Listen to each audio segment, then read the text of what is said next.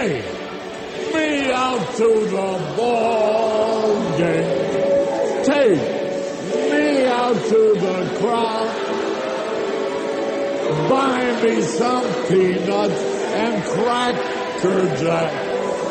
I don't care if I ever get back. Oh, it's root for the Cubbies. If they don't win, it's a shame. For it's 1, 2, 3 strikes, you're out at the old ball game. Hey! This is from WBRN Radio in Boston and on the Boston Red Network, the Monday morning quarterback on the 8th of January, 2018. As we move through this month, the Golden Globes, we'll get to it right now, I guess. Oprah Winfrey won an award there, and you'll hear from her as we leave from here. Nonetheless, 3 billboards outside Ebbing, Missouri, was the best picture in terms of drama. And the best foreign language film, I'm not sure why they do it this way, In the Fade, whatever In the Fade is. The music comedy, Lady Bird was the winner. Lady Bird, and that's it, yeah. And the score was Alexander Despina, maybe. The best song, This Is Me, no idea. Performance by an actor in a limited series, a motion picture made for TV, Ewan McGregor. And this is something Gary Oldman plays, Winston Churchill, Darkest Hour. That's just silly there. And I don't know who he is or who he isn't. The Phantom Threat, that is Daniel Day-Lewis, was there. Tom Hanks, The Post, Denzel Washington, Roman J. Israel, Esquire. Some of the movies here. Best performance by an actor in a motion picture, musical or comedy, James Franco. The Disaster Artist, no idea. And best performance by an actor in a supporting role, Sam Rockwell, 3 billboards outside of Ebbing, Missouri. Best performance by an actor in a TV series, Sterling Brown, This Is Us, no idea there what it is.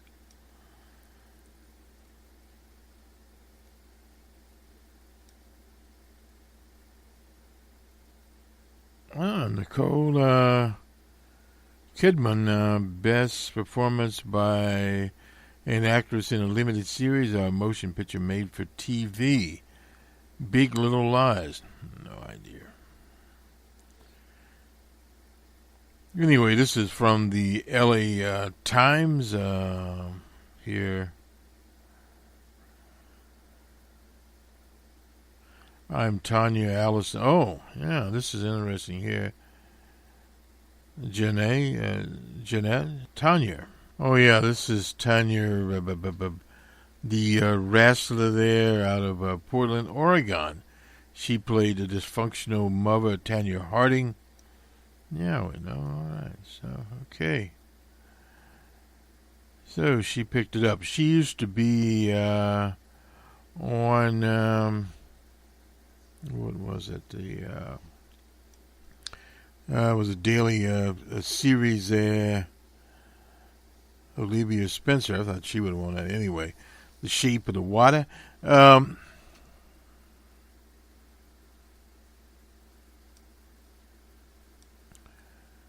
was a series about the White House. I used to watch that series too, and for some reason it's not coming to me today. Anyway, sometimes things don't come to you when you're looking to find them. But this is the Golden Globes Award.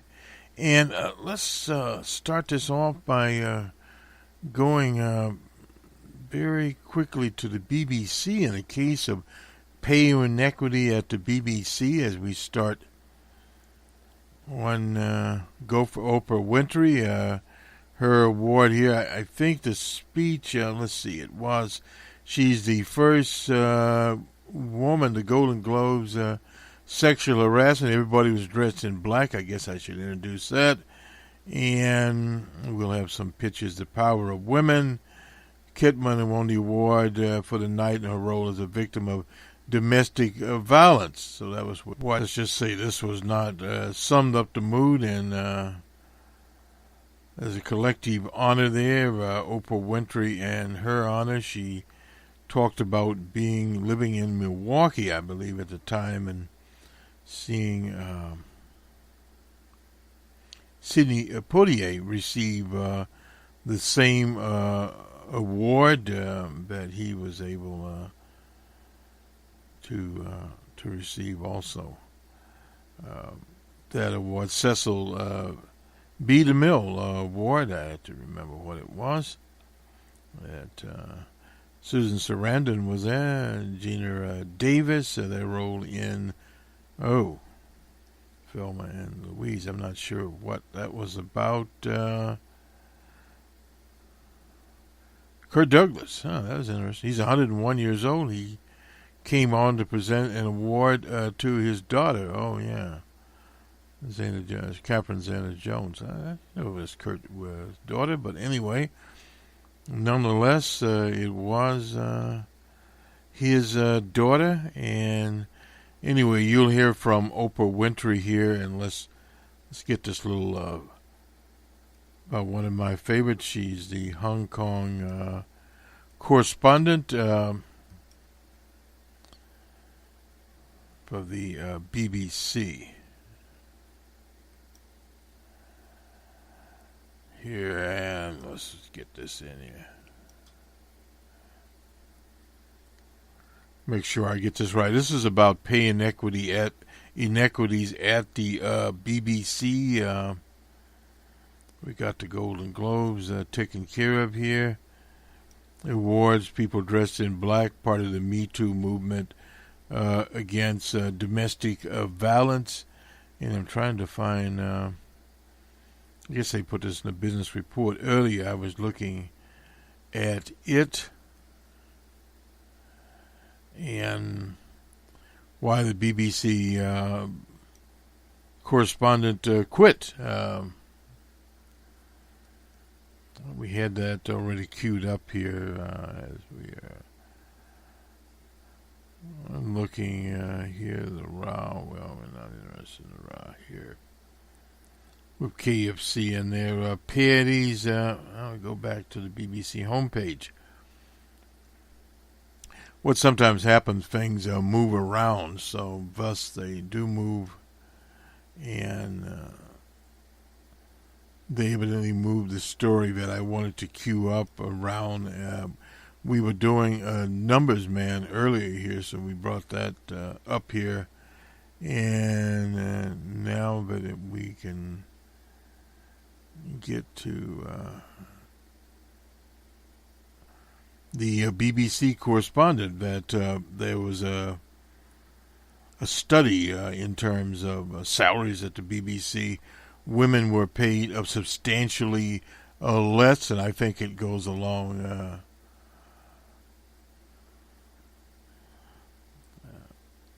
the theme at the Golden Globes Award. Let's see if we can. We have Oprah. We can get this in here.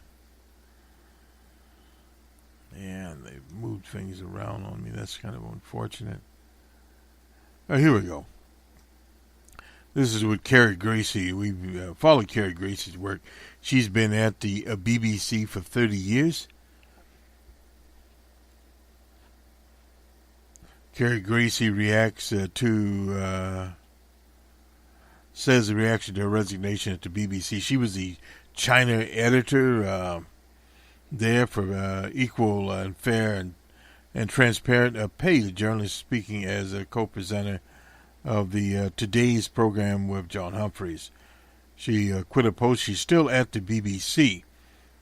But the BBC said that there's no systematic discrimination against women. The broadcaster's Lise Doucette, Emily Mattis, so forth, voiced their support for Carrie Gracie.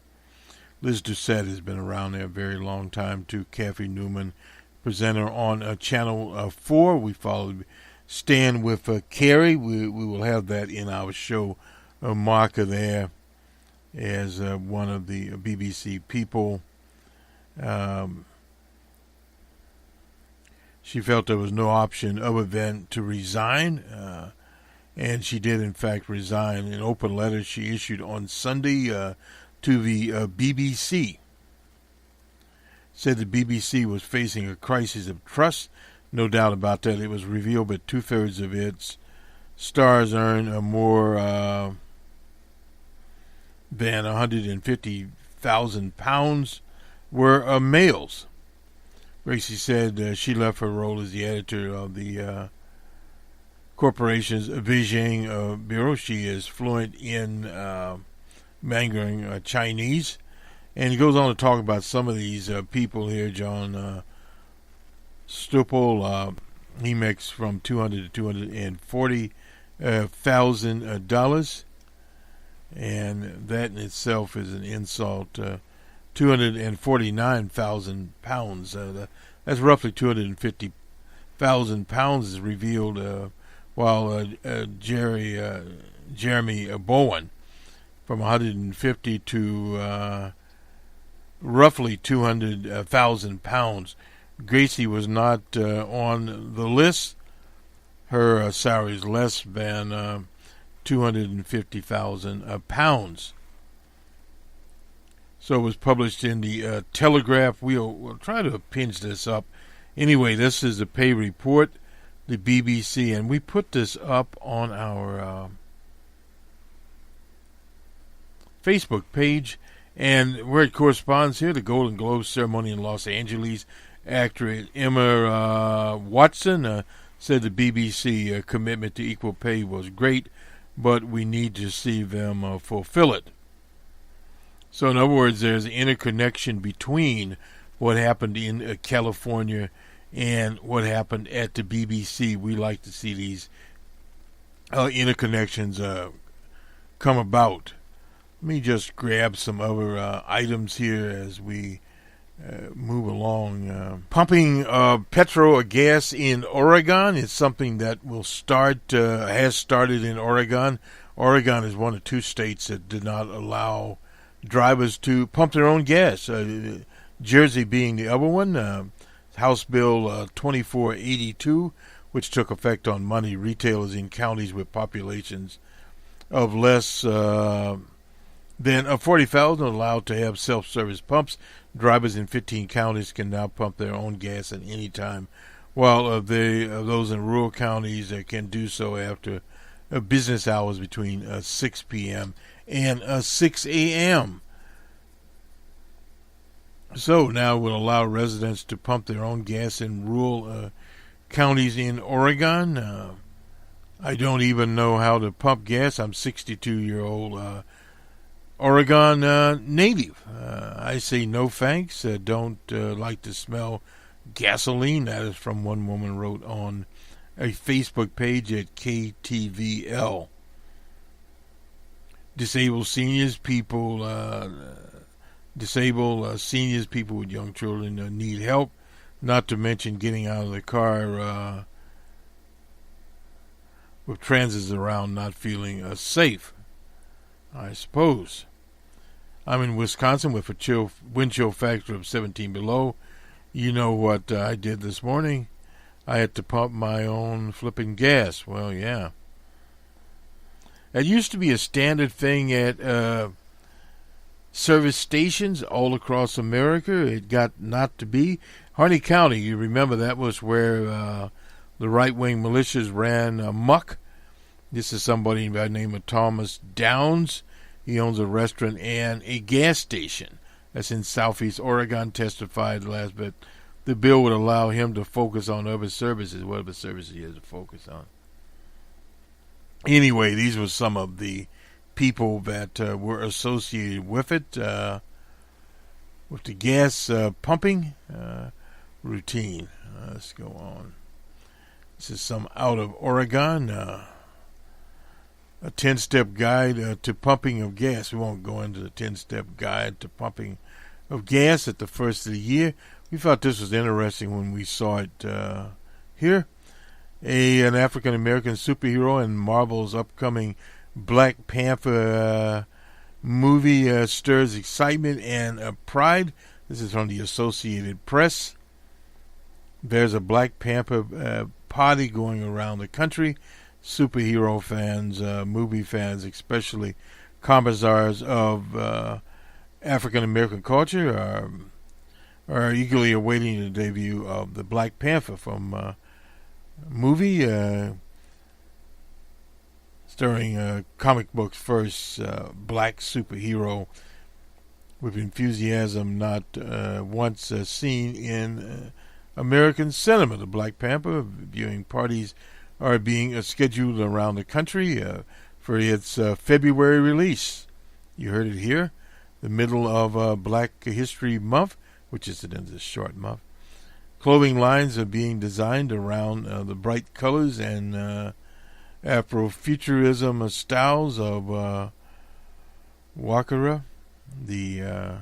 Whomever. People are already calling the still on scene movie one of the most important ones of 2018. Well, I suppose it will be. On the silver screen until now has not occupied. The fact that the character that has only appeared once on the silver screen until now has not occupied the same pantheon as a stooge like Superman, Batman, and Spider-Man. But for some fans, and none that matters, as a father of two little black boys, I am super excited to have a superhero that looks like them on the screen. That is from Glenn Grizzly of New York, who plans to hit Times Square and see the movie's opening weekend along with more than 900 of his Facebook fans. Must be a big cinema right there. Anyway,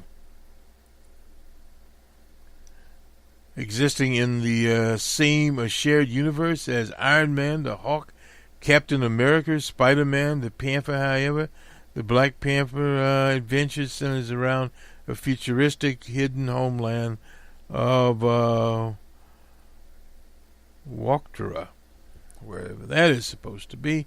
Anyways, directed by Ryan Coogler, and also starring in the cast is Angela Bassett, Michael B. Jordan, Forrest Whitaker, you remember him, and so forth, but Sterling K. Brown. So the Black Panther, the movie, and we are kind of hurrying along here, a little behind. DJ Cooper, a letter new released by the FBI offers startling coded clues that might reveal the skyjacker. Postmarked 11th of December 2071, it was signed by DJ Cooper, the name the press has given to the unknown criminal who less than a month before the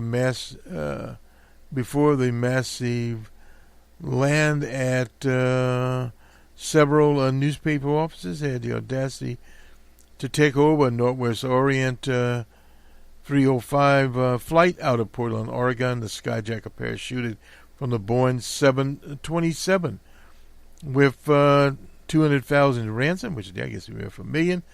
Now, more than 45 years after the crime, independent investigators believe they've caught D.B. Cooper. Interesting. Northwest Orient, no longer in business anymore.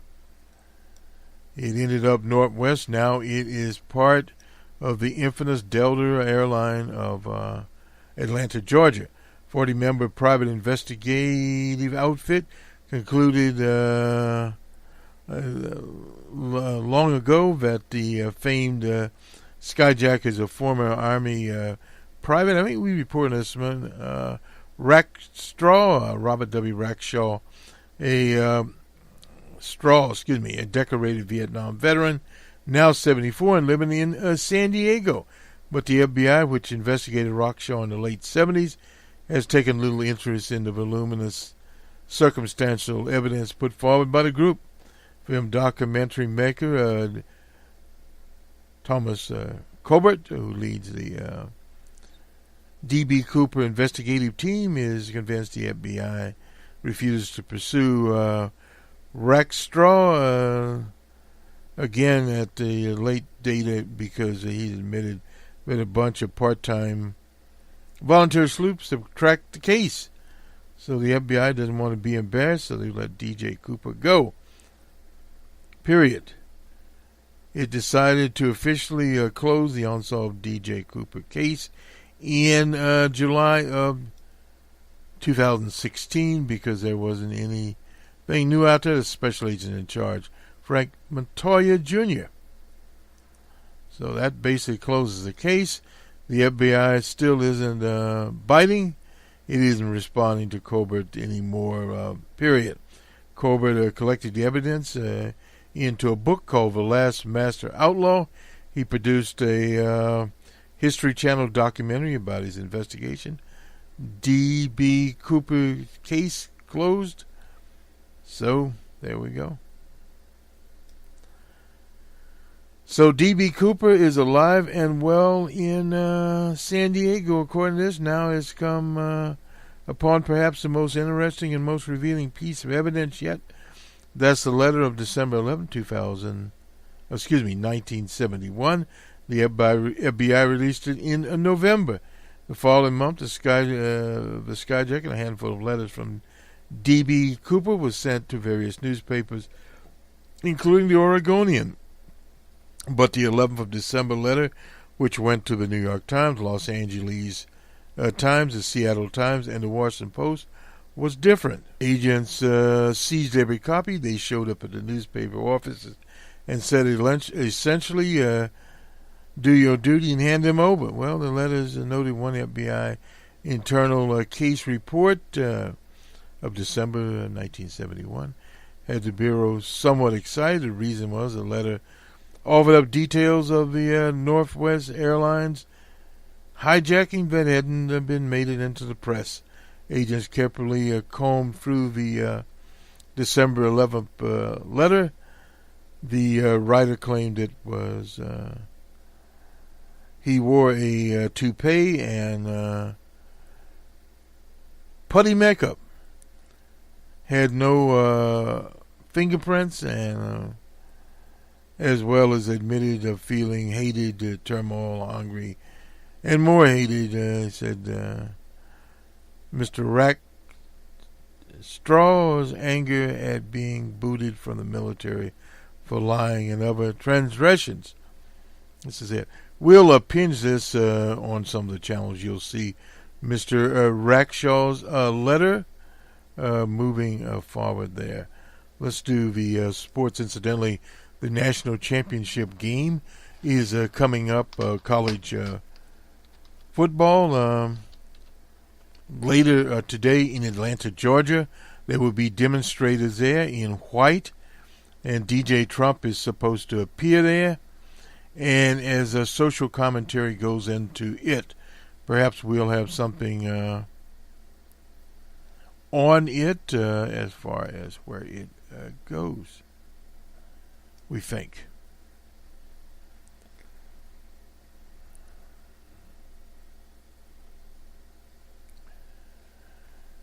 Because of the boycott, we don't report on the NFL as such. Now, we are coming with a new program called All About Sports, and that is the monetarization of sports, we'll call it. So let's go to the NBA scores here as we move along. I think we'll skip the NHL scores tonight. Here we go. The Jazz were at the Heat 103-102. The Knickerbockers were in Dallas, Knicks 100-96. For the Mavericks, the Thunder was in Arizona, Suns 114-100. The Spurs were in Oregon, a 1-point game there. Trailblazers 111-110 for the Spurs. And finally, the Hawks and Lakers in Los Angeles. It was all Lakers, 133 to 113. Some of these names, the NHL these days, are intriguing to me, and probably be intriguing to you also. Anyway, the Devils were at the Islanders. Islanders 5-4 was the final there. The Sabres and Flyers, Flyers are 4-1. The Blues and Capitals, Capitals 4-3, and then final overtime. And we always have the Washington Capitals. Okay. The Oilers and the Blackhawks were in Chicago. Blackhawks are 4-1 over the Oilers of Edmonton. The Sharks and Jets are 4-1. The Panthers and Blue Jackets. Blue Jackets 3-2. The Canucks and Canadians, interesting one, 5-2. The Canadians. The Lightning and the Red Wings in Detroit, Lightning 5-2, excuse me. And the Bruins and Penguins, one of my favorite teams there. We in Pittsburgh, 6-5. Bruins lost out because the Bruins, a Boston team, and the Penguins are in Pittsburgh. Anyway, nonetheless, the Rangers and Golden Knights. Golden Knights 2-1 in that contest. And on to Atlanta, Georgia, and get this story in here. See where we are here. The story should pop up right away. The Atlanta, let's see here. Here we go. The Atlanta Constitution, and we should have something on this game. Championship prep. Georgia governor stays prepared for game day. Wintry blizzard. I guess they have a blizzard going on there. What else could he have going on? Well, you never know. But what they call a blizzard in Atlanta, let's see, we'll get the NAACP demonstrations. That is actually why we went to the Atlanta newspaper. And we didn't know about the blizzard. The NAACP will protest DJ Trump's visit. Well, DJ Trump's got a lot of protesters there. Steve Bannon is cowering down. Sloppy Steve, I guess he's now known. After crying to get his job back, he's basically backtracking on calling one of Trump's people. Here's old DJ Trump, says USA on his deal here. Where is he?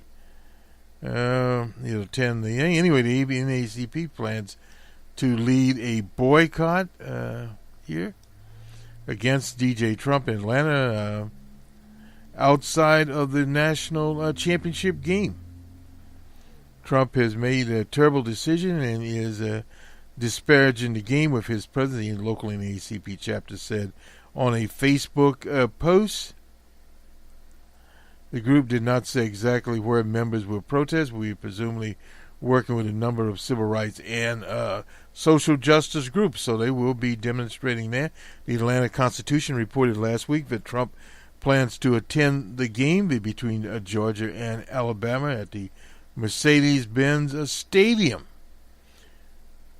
So a change in security, travel plans. His visit comes almost exactly a year after he tweeted that Atlanta is a horrible and crime-infested place. In an appearance on MSNBC, Richard Rose, he's the president of the Atlanta NAACP chapter, referenced those comments and sent a message to Trump: if Atlanta is so bad, don't come. The NAACP said protesters will wave white towels to mark the little snowflakes often bestowed on Trump's critics. A news conference going on there. And I'm not certain what we are getting here. Trying to get something live here from the protesters, and I think Atlanta at Mercedes-Benz Stadium. We've seen the president wait 13 months, most memorably with regard to the congressman from the 6th District in Georgia, John Lewis. Of course, John Lewis didn't go to the president's inauguration. There's been a lot of back and forth since. He tweeted, quote, Congressman John Lewis should spend more time on fixing and helping his district, which is in horrible shape and falling apart, not to mention crime-infested, rather than falsely complaining about the election results. All talk, talk, talk, no action or results. Sad. Those rang out widely at the time. What's the fallout been from those comments in the month since? Well, the president just talks. Those of us in Atlanta know we have a great city with great facilities, or this football game wouldn't be held in Atlanta. Right. So there's just more of the same from this president. We will have we welcome the visitors that come to Atlanta for this game. We welcome the players. They have a lot at stake. They all serve at the pleasure of their coaches. And as the previous speaker said, that they have a lot on the line. They've been wanting to be here for all of their football lives, and we wish them all the best. We know there will be one winner, and the best will come out at the end. But the president, again, is just grandstanding. All of the talks about how bad Atlanta is. If it's so bad, don't come. David Zyron, last question to you here.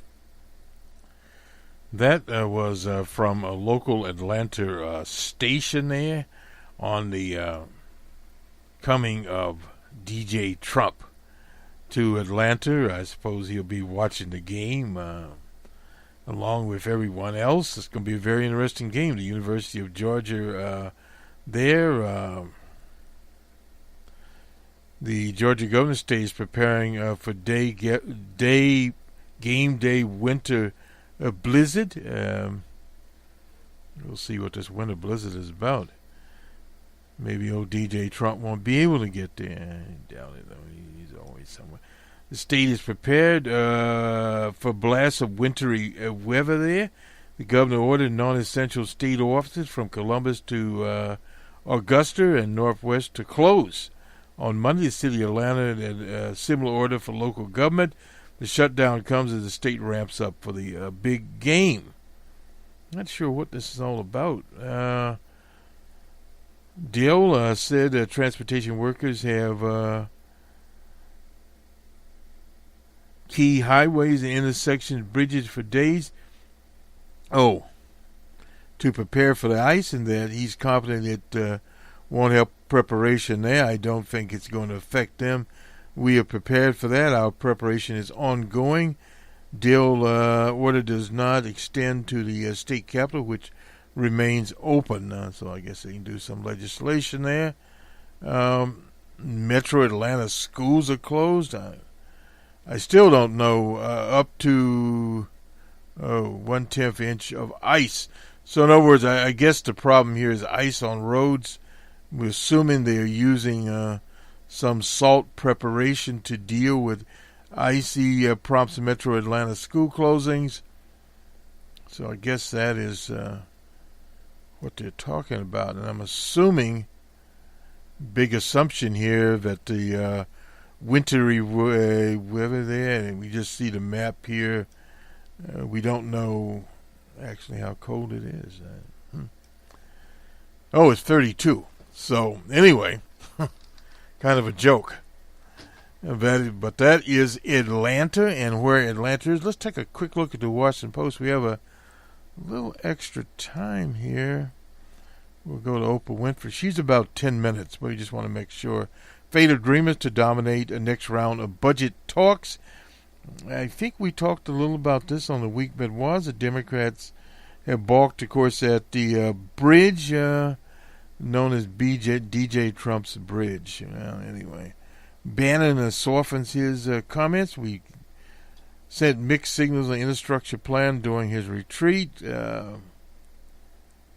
Voter fraud, this is from the Washington Post, is no more.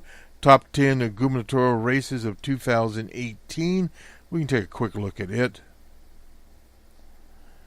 The Republicans control 2/3, 33 governors mentioned, including a number of blue and swing states, which means the only place to go is up for the Democrats. Well, yeah, I guess so. Suppose they could also go down. In Maryland, there's an incumbent there that should not be there, named Hogan. Shows that 2/3 of the state approved. Boy, this is terrible. approve of Hogan, and Democrats are marred in a crowd in a messy primary. Ben Jealous is running there. One of several.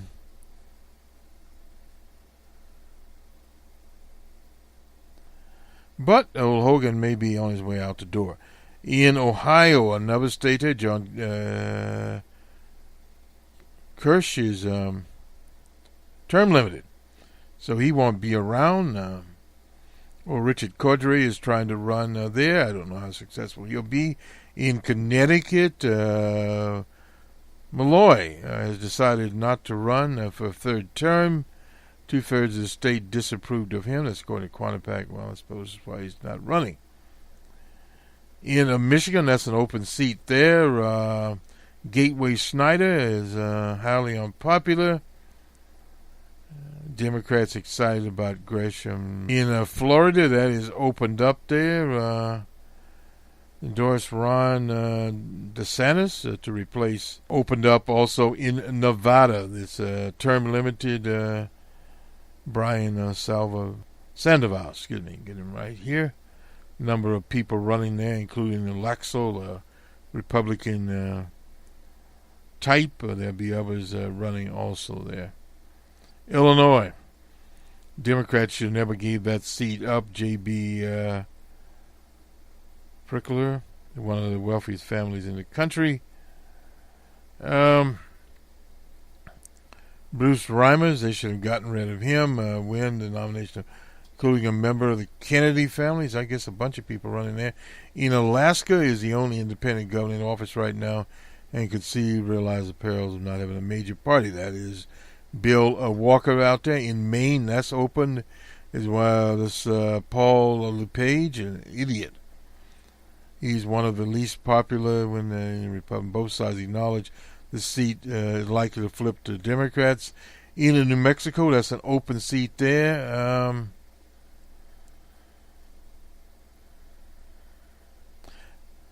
Susan Martinez, one of 6 now in office, isn't very popular. So those are the 10 seats there. There should be some pickups there.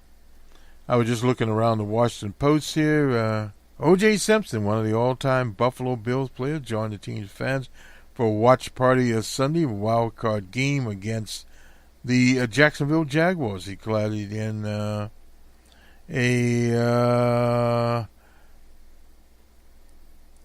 LaShawn McCoy jersey.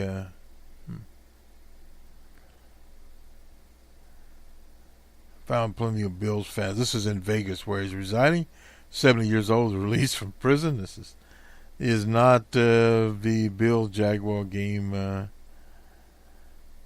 Is not as it. Well, anyway.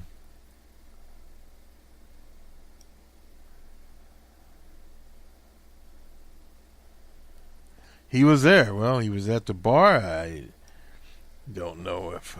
anyway, nonetheless, the Pro Football Hall of Fame... get this right. Hall of Fame running back from the Bills, 1969 to 1977. The Bills on Sunday were making their first playoff appearance in 8 years. So that was a story there. I don't know how Buffalo came out on that deal with the Jaguars. The Jaguars and not a very, I guess you'd say, very good team. I guess we can look that up. I just saw his name appear across the Washington Post, so we immediately looked it up to see what OJ was up to. Excuse me, how we got into. One never knows. Anyway, we'll do this sometimes when we just have to look up the score. It happens sometimes. We don't do NFL, so I didn't look at the Buffalo Bills score. Not thinking about the hero being in the scenario. Oops. have to even look and see where we are. Haven't looked at the NFL in so long, I've literally forgotten about as to where they were or were not. And I suppose there were a number of playoff games on a Sunday. Shows where our interest was not.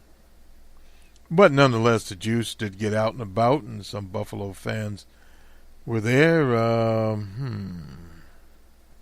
Well, not too good. The Jaguars 10-3 in the game there. Low-scoring game. Not much for the juice to, as they say, cheer about. Period.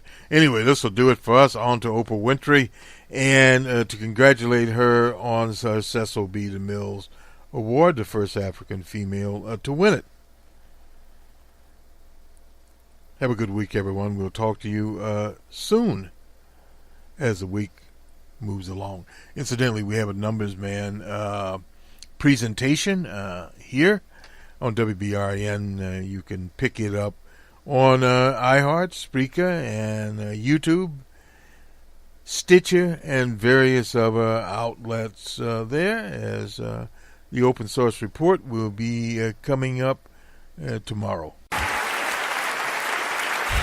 In 1964, I was a little girl sitting on the linoleum floor of my mother's house in Milwaukee, watching Anne Bancroft present the Oscar for Best Actor at the 36th Academy Awards. She opened the envelope and said 5 words that literally made history. The winner is Sidney Poitier. Up to the stage came the most elegant man I had ever seen. I remember his tie was white, and of course his skin was black, and I'd never seen a black man being celebrated like that. And I have tried many, many, many times to explain what a moment like that means to a little girl, a kid watching from the cheap seats as my mom came through the door, bone-tired from cleaning other people's houses. But all I can do is quote and say that the explanation in Sidney's performance in Lilies of the Field, amen, amen, amen, amen. In 1982, Sidney received the Cecil B. DeMille Award right here at the Golden Globes, and it is not lost on me that at this moment, there are some little girls watching as I become the first black woman to be given this same award.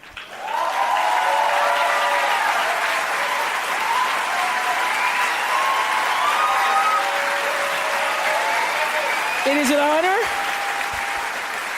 It is an honor, and it is a privilege to share the evening with all of them, and also with the incredible men and women who've inspired me, who've challenged me, who've sustained me, and made my journey to this stage possible. Dennis Swanson, who took a chance on me for AM Chicago. Quincy Jones, who saw me on that show and said to Steven Spielberg, yes, she is Sophia in The Color Purple. Gail, who's been the definition of what a friend is, and Stedman, who's been my rock, just a few to name. I'd like to thank the Hollywood Foreign Press Association, because we all know that the press is under siege these days. But we also know that it is the insatiable dedication to uncovering the absolute truth that keeps us from turning a blind eye to corruption and to injustice, to tyrants and victims and secrets and lies. I want to say that I value the press more than ever before as we try to navigate these complicated times, which brings me to this. What I know for sure is that speaking your truth is the most powerful tool we all have. And I'm especially proud and inspired by all the women who have felt strong enough and empowered enough to speak up and share their personal stories.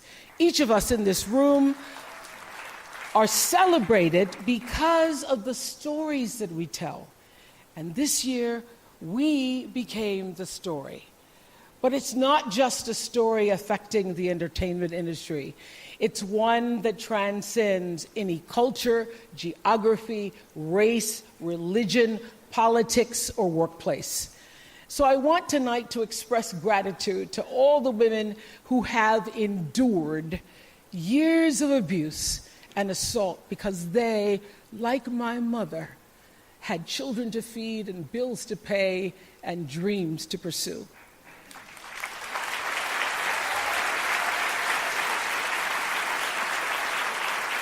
They're the women whose names we'll never know. They are domestic workers and farm workers. They are working in factories, and they work in restaurants, and they're in academia and engineering and medicine and science. They're part of the world of tech and politics and business. There are athletes in the Olympics, and there are soldiers in the military. And there's someone else, Reese Taylor. A name I know, and I think you should know too. In 1944, Reese Taylor was a young wife and a mother. She was just walking home from a church service she'd attended in Abbeville, Alabama, when she was abducted by 6 armed white men, raped and left blindfolded by the side of the road, coming home from church. They threatened to kill her if she ever told anyone. But her story was reported to the NAACP, where a young worker by the name of Rosa Parks became the lead investigator on her case. And together, they sought justice. But justice wasn't an option in the era of Jim Crow. The men who tried to destroy her were never persecuted. Reese Taylor died 10 days ago, just shy of her 98th birthday. She lived, as we all have lived, too many years in a culture broken by brutally powerful men. For too long, women have not been heard or believed if they dared to speak their truth to the power of those men. But their time is up.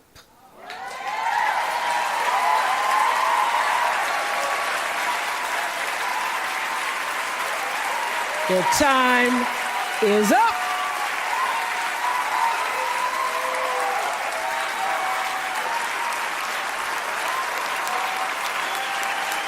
Their time is up. And I just hope that Reese Taylor died knowing that her truth, like the truth of so many other women who were tormented in those years, and even now tormented, goes marching on. It was somewhere in Rosa Parks' heart almost 11 years later when she made the decision to stay seated on that bus in Montgomery. And it's here with every woman who chooses to say, "Me too." And every man who chooses to listen. In my career, what I've always tried my best to do, whether on television or through film, is to say something about how men and women really behave, to say how we experience shame, how we love and how we rage, how we fail, how we retreat, persevere, and how we overcome. And I've interviewed and portrayed people who've withstood some of the ugliest things life can throw at you, but the one quality all of them seem to share is an ability to maintain hope for a brighter morning, even during our darkest nights. So I want all the girls watching here and now to know that a new day is on the horizon. And when that new day finally dawns, it will be because of a lot of magnificent women, many of whom are right here in this room tonight, and some pretty phenomenal men fighting hard to make sure that they become the leaders who take us to the time when nobody ever has to say, "Me too," again.